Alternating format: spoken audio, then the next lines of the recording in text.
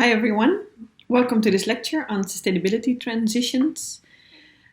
I'm normally very used to be interactive, ask you a lot of questions, that kind of stuff. So this is a challenge, probably also for you in keeping attention. That's why I've cut the lecture in 4 parts, in 4 videos.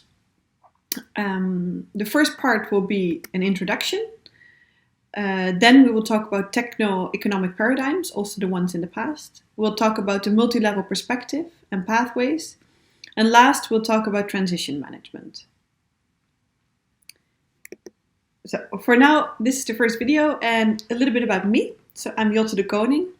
I did my PhD here in Delft at the group Design for Sustainability, the same group that JC is at. But I also was in Vietnam a lot. There's Bac Qua, the Technical University of Vietnam, we worked together with. And we did a project, Get Green Vietnam, on sustainable behavior for people in the middle class in urban regions there, which was extremely interesting. But I missed, I understood the consumers, we also work with companies there, but I missed a government component. And then when I did a postdoc, I worked together with Drift, the Dutch Research Institute for Transitions. And I worked on a project called Participatory City Making. And there it was really about the government and the citizens. Now, nowadays I'm an assistant professor. I'm on a tenure track here in Delft. And I'm trying to combine all these insights, looking really at the consumer, the companies, as well as government and universities, education institutes, those 4 together, also known as the quadruple helix. I'm really looking at how those 4 can work together to transition our society towards a sustainable one. Well, today I'm going to talk to you in a short period of time about sustainability transitions. And I hope I give you the first glimpse on the research that's out there. So, what are sustainability transitions? Well, it's a question to you. It's a big term, but quite literally it says what it is. It's about sustainability, and that's a big term, and transitions, so processes of change, how to get to a sustainable society. Well, probably you all know the Sustainable Development Goals, and that's what we talk about when we talk about sustainability. That's very broad. A definition of sustainability transitions is a long-term, transformative, scientific, technological, societal, economic, and political process aiming for a low-carbon economy, green economy. I'd say it's also society. So you see that also all scientists not always agree on these kind of things. Well, the field of transition studies, it's a scientific field, and it has quite exponentially grown in the last 2-3 decades. I've marked a red line here, and the question to you is what happened around that line? Well, it was the Brundtland report in '87, also known as Our Common Future, the report, and that was the first time sustainable development was actually defined. And this definition we still use most often. Well, sustainable development is also captured in 17 goals by the UN, and there you see how broad sustainable development actually is. So it's about poverty, hunger, it's also about life below water, on the land, climate action. Well, you know all of these, but probably most of the ones you've been working on, well, maybe especially as IDE students, other students might have worked on very different ones, are responsible consumption and production, number 12. But in the end, that one actually also relates to all the other ones. Well, a moment of transition is the first time it was ever sort of visualized and studied was by Schumpeter, and that was already in 1937. So more than 80 years ago.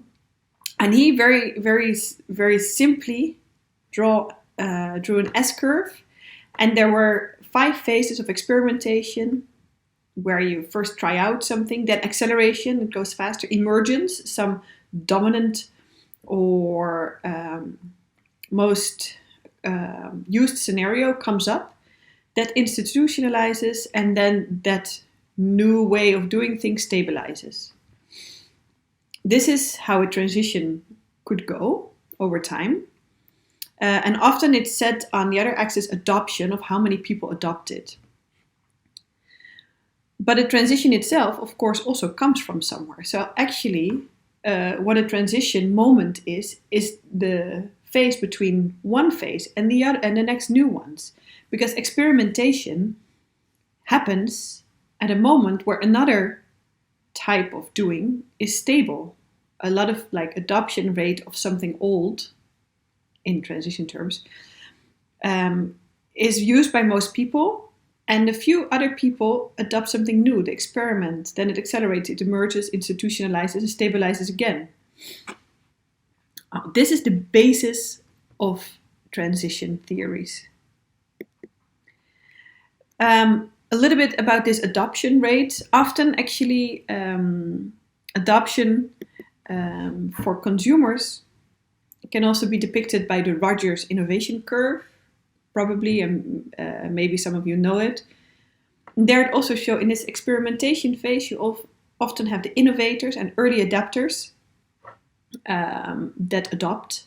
Then you have the early majority, and then the late majority. And finally, when the system is completely stable, the laggards will also adopt. This is a way to categorize people in different segments during a transition also. One thing in this curve is that there's often a chasm or chasm, I'm not really sure how to pronounce that, where you have the early market and the mainstream market. And with innovations and sustainability transitions, this moment to go from the early adopters to the early majority is the magic moment. And that's really hard to overcome. And you also see it now, for example, with organic food. Actually, only 2% of the global food production is organic. So that would say it's still at the innovators of this world. If you look in the Netherlands, for example, it's maybe a little bit longer. But this chasm, we're not there yet. It's maybe still between 10-15% of the people that buy organic food. This tipping point, it's also sometimes called, to overcome that, that's when a transition will really accelerate and take off. And that's actually also why they say you can divide populations almost in two: people who want the newest things, and all the others are the people who want complete solutions and convenience.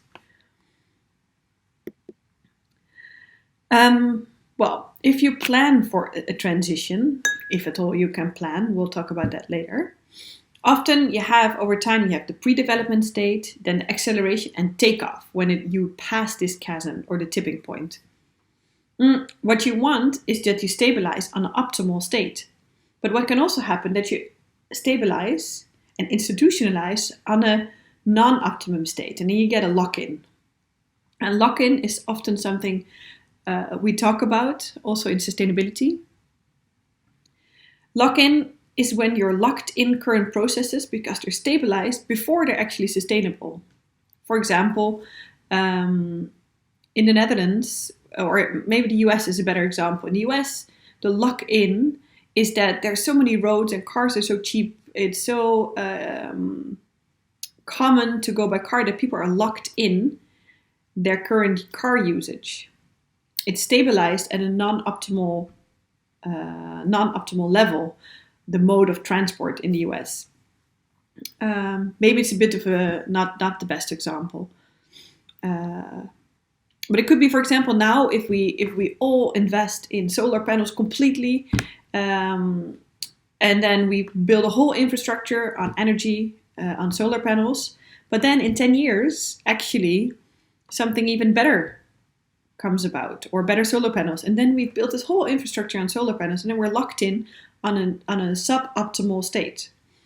So that's also something you want to try to prevent. What can also happen is it backlashes or system breakdown if you invest in something, you accelerate in something that actually doesn't really work, and then the system will break down. Okay, that's it for the first part.